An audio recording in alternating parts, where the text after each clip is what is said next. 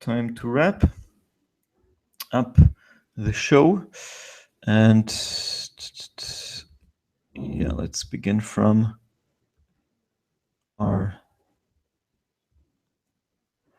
So this is the wrap up for Tuesday, October 20th.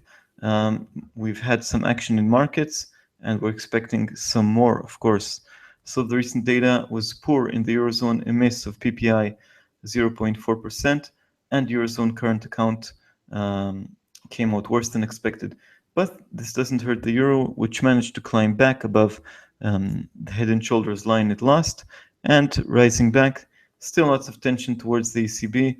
Will they or won't they? Will they hint? Won't they hint about extending or expanding?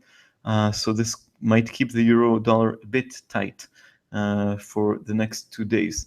Okay, the big event overnight was the election results in Canada. We have a new prime minister in Canada. The Liberal Party, headed by Justin Trudeau, won the elections with a sweeping result. The initial reaction in the Canadian dollar was small. So of the Canadian dollar, markets prefer the devil that they know.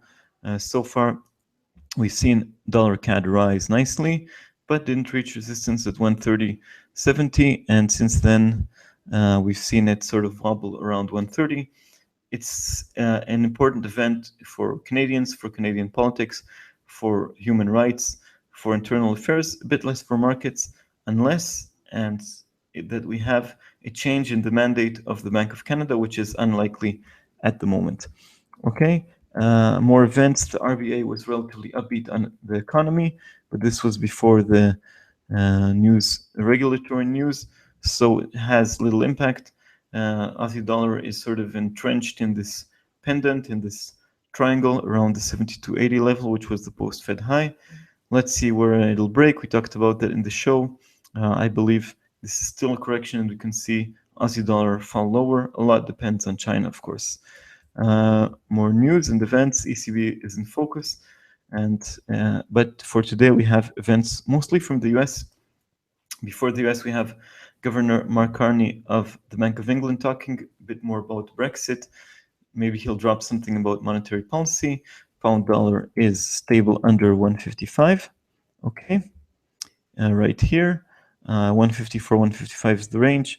And later we have housing data from the United States, building permits, housing starts. If they go in the same direction, both positive, it's dollar positive. If they go south, it's of course negative for the US dollar. But often happens that they go mixed. One goes one way, the other goes the other way. And that leaves us all confused. The housing sector has been a stronger part of the US economy so far. Then we have at 1 p.m. Bill Dudley, an important influential member of the FOMC. Then Jerome Powell. He usually doesn't talk about monetary policy, and don't expect too much from Janet Yellen because it's only introductory remarks in a ceremony. Okay, and for those trading the Kiwi, which is still trading at high ground, we have the global dairy trade or prices of milk, and this could we had 4 consecutive gains. Let's see if we'll have another gain, could send it maybe above 69. If it'll be terrible, under 67.40 lines I'm watching. More lines to watch in dollar yen, 119.60, getting closer back to the big hug of the 120 level. 118.10 and 120 are the lines to watch. And there's another currency pair that we didn't talk about. No, that's about it. Tomorrow morning we don't have any specific event, but later this week, of course, the ECB decision on Thursday and the Bank of Canada's decision on Wednesday. That's tomorrow.